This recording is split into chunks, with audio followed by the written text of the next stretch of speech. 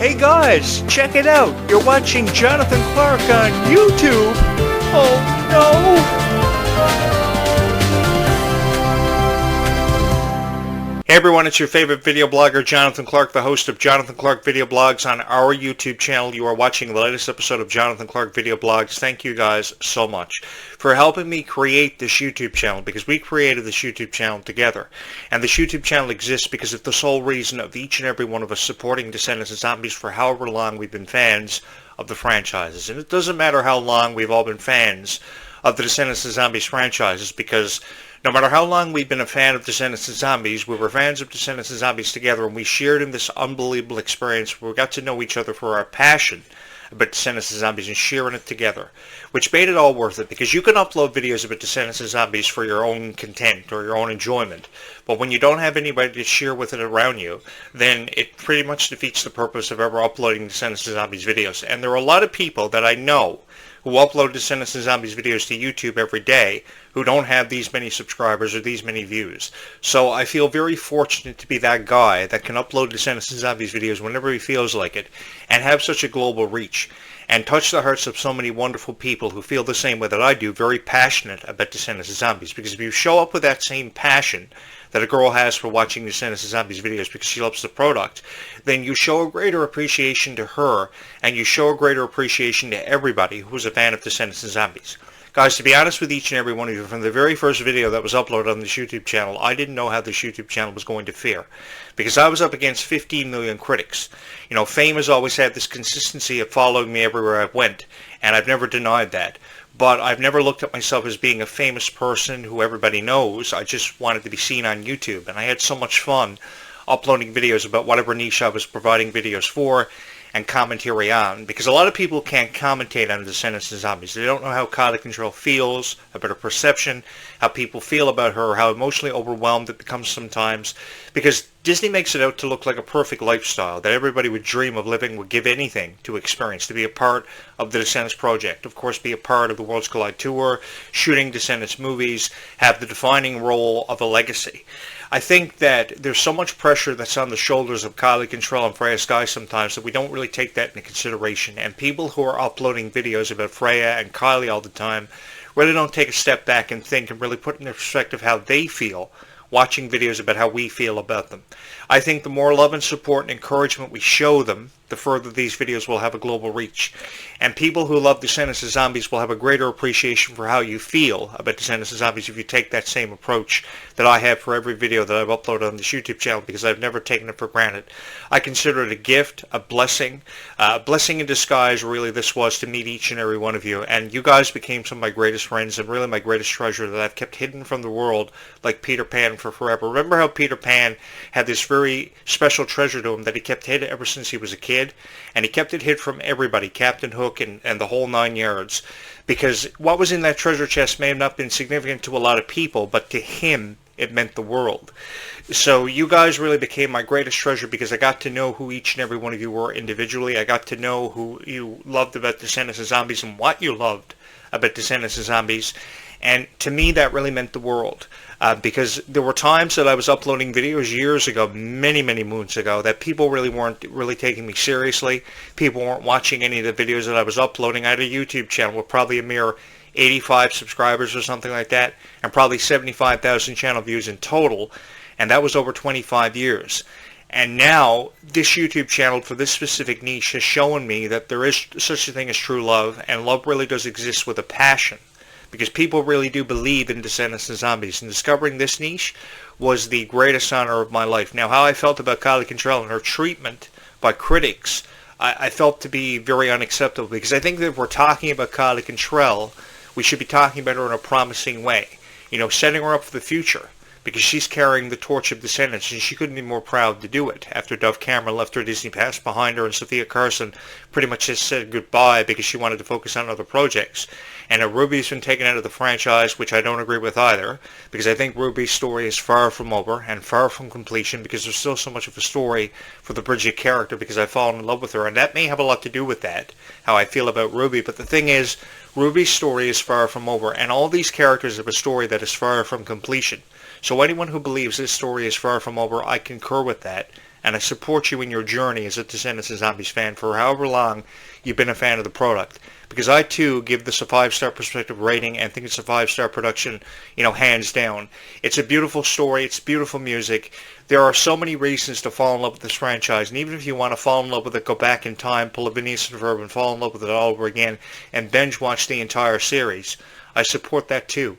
Because many people have different reasons for being fans of Descendants of Zombies. Perhaps it's because of the music. You have a favorite song that you rank all the time from 1 to 5 or 1 to 10. However you rank your songs, your ranking system perceives itself.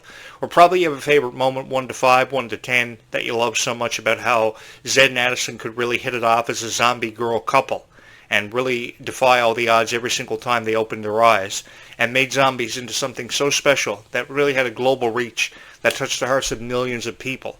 I will never forget being a part of the original Zombies premiere back in February of 2018. It was just a couple of days removed from Valentine's Day. I was feeling really downhearted. I was feeling really down on my luck. And then from out of nowhere, here comes Zombies. I will never forget that Valentine's Day, probably one of the worst Valentine's Day that I ever spent in my lifetime. But then I realized how powerful Zombies was as a franchise and how much of a reach this had and how it was really, touching the hearts of so many people. That Valentine's Day, I had no girlfriend to spend Valentine's Day with. I had no Valentine. And then from out of nowhere, I remember watching Zombies by myself that night and thinking to myself, this was the coolest thing in the world because it was promoting acceptance. It was giving people a chance at hope really existing out there, and how people could really find true love no matter who they were or what they may have been going through. And I think a lot of people were oblivious to the concept of the zombies really helping you try to achieve acceptance and your place in the world, which Zed and Addison eventually found. It may have taken them over the course of 7 years, setting up for Victor and Nova, Malachi Burton, and Freya Skye's characters to come in to carry on the legacy of the franchise, because this is an extensive history that we're talking about with zombies, because the history of zombies really dates back hundreds of years, and you've really got to understand the lore and the greater appreciation of zombies now they came to be. It was always about acceptance no matter what zombies franchise you were talking about, The Walking Dead or The Vampire Diaries or even Twilight. It was always about, people being different and standing out in a crowd, and eventually having the opportunity to really define themselves through a legacy they would leave behind, like the Twilight Saga, because it was said that the members of the Twilight Saga and that cast who brought it to life would have never had to do anything else for their entire lives, and they would have went down in history for being some of the greatest of all time. I will never forget that acceptance speech when they accepted the award of legacies being truly defined. That stage, that setup was absolutely beautiful, and I think that many other franchises like Buffy the Vampire Slayer really set the tone for this back in 1997, and then came The Vampire Diaries with such a beautiful story that even inspired Freya Skye to want to be a part of Zombies 4 Down in the Vampires, and years later she got the opportunity too. You really got to think about, how much these stars want these opportunities and how much franchises like The Vampire Diaries and Twilight meant to them, and how even Descendants and Zombies from many moons ago touched their hearts, dreaming of the opportunity to be a part of it. And think about how lucky they were, how blessed they felt when they finally got the call from Disney, because it takes months to narrow it down. You're not instantly chosen. You're reviewed. And you're kind of sprinkled everywhere on every Disney show before you're ever given the opportunity to have your own show or a movie. And being reviewed goes with a lot of pressure. You're feeling a lot of doubt. You're feeling if you're good enough, if you're not so good enough. And I think that's how Meg Donnelly really perceived herself was, I'm really good enough. I watch Bluey all the time. I'm such a huge fan of SpongeBob SquarePants. And I'm here to tell you guys, there is nothing wrong with being a huge fan of SpongeBob SquarePants, because I am too, excuse me. I think SpongeBob SquarePants was so carefree. That was the thing about SpongeBob SquarePants that really stood out to me, was that how he didn't care how anybody felt about him. He just wanted to be friends with everybody, and he didn't care how many sacrifices he had to make unless he stood out in a crowd. And if he could stand out in a crowd for wanting to be friends with you or me, that's all he ever cared about, because he wanted to touch somebody's heart. And through the course of 13 seasons, SpongeBob was able to do that, and he became one of my favorite cartoon characters of all time. And I'm going to be very honest with each and every one of you. I've been caught watching Bluey too, because I've heard Meg Donnelly's message about how she watches Bluey to achieve encouragement and acceptance in a world that she feels lost in sometimes. While there may be nothing wrong with feeling lost in a world, I think everybody wants to feel kindness and warmth within their heart. And I think that Bluey was the perfect opportunity to introduce us to how being kind to somebody has that much of an incredible reach that sometimes it's forgotten about. I think it's the coolest thing in the world that Bluey drives a dump truck and that he's friends with so many people, and all he's ever wanted to do is be friends with so many people. I actually saw the Bluey video game on PlayStation 5 the other day, and I seriously thought about buying it for $29.99 because it was a game that was a very different genre and a very different perception on what Disney was promoting with their video games of this generation. But I think even though it's very different from Hannah Montana and Wizards of Waverly Place video games and Phineas and Ferb video games, it really stands out as a video game that defines just how much further friendship can take you and how much further kindness can really have on a person's heart, how much of a profound impact it can have. I really appreciate talking about characters like SpongeBob SquarePants and Bluey because they define our legacies as people, not just as superstars or celebrities that have defined the Descendants and Zombies franchises for what their worth is, because it's worth a lot. I don't care about a person's revenue and how much they generate in terms of merchandise sales or EP sales off Spotify and iTunes. What I care about is how a person feels. So what I research is what Meg Donnelly's favorite character is, what she loves about life, what she doesn't so much like about life, and take into consideration who her relationship is with, because I'm understanding, how she feels about how she's treated and how she values her life and how she values the people around her. That's what I pay attention to the most when I'm watching TikTok lives or Instagram feeds, because I really believe that how a person is treated really defines them, and how they treat people around them is what defines them. And I think their genuosity and their curiosity about life is what really sets things on fire and really sets things in motion. And I think there's a greater appreciation for Kylie Cantrell and Meg Donnelly when you perceive them that way, and you don't really make them feel like they're conducting an interview where the same 10 questions are always posed. One thing you've noticed about me is I never have any cue cards or any pre-written statements, because I don't believe in doing that. With me, what you see is what you get. And if I were to interview Meg Donnelly and Kylie Cantrell for you right now in this very moment, I would talk to them like they were friends with me for my entire life. Because I think a conversation between two friends are what's valued and what's important. You shouldn't really feel like you're being put on the spot, being posed the same 10 questions you were asked 15 minutes earlier for PR that you were doing through the entire day or 2 weeks ago, and every interview sounds the same. I think that if you have a conversation between yourself and your very best friend and you make it feel as if you've known each other your entire lives, that's where the value is seen and the greater appreciation comes from doing an interview. And that's why I've achieved so much severity for every video that I've uploaded, because I see the greater appreciation and the value behind Kylie Cantrell's heart and Meg Donnelly, that they put their heart into everything they do. And they have very good reasons for doing it, because they're so passionate about zombies and Descendants. And for that, they don't deserve to be criticized. So that's what I'm trying to do, alleviate the pressure off of their shoulders. While I may have a long way to go for going down in history for being one of the greatest of all time, I know I will. I don't know how or when it will happen and when I will be solidified in terms of a legacy. But I know it will happen because of each and every one of you, because we created this YouTube channel together. And because of us, more people are watching these videos. More people are having a greater appreciation for Descendants and Zombies, their favorite moments, their favorite songs, and for whatever reasons, they were a fan of Descendants and Zombies. And probably a fan of SpongeBob SquarePants and Tangled and Phineas and Ferb thrown in there. Because I think never enough conversations can be had about your favorite stars and your favorite celebrities. This has been the greatest honor of my life, sitting in front of this microphone telling you about how I feel about Kylie Cantrell's music, which I think is beautiful. See You Tonight, Goodie Bag, and Denim.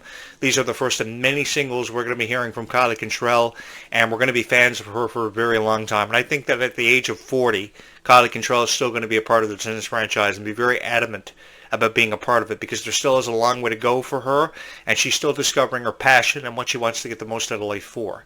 Regardless if it's a girl who loves I Love LA merchandise, which I really appreciate, or loves putting smiles on people's faces to make them feel encouraged. Because she opened up every tour date for the Worlds Collide Tour with dreams can come true and happen for anybody.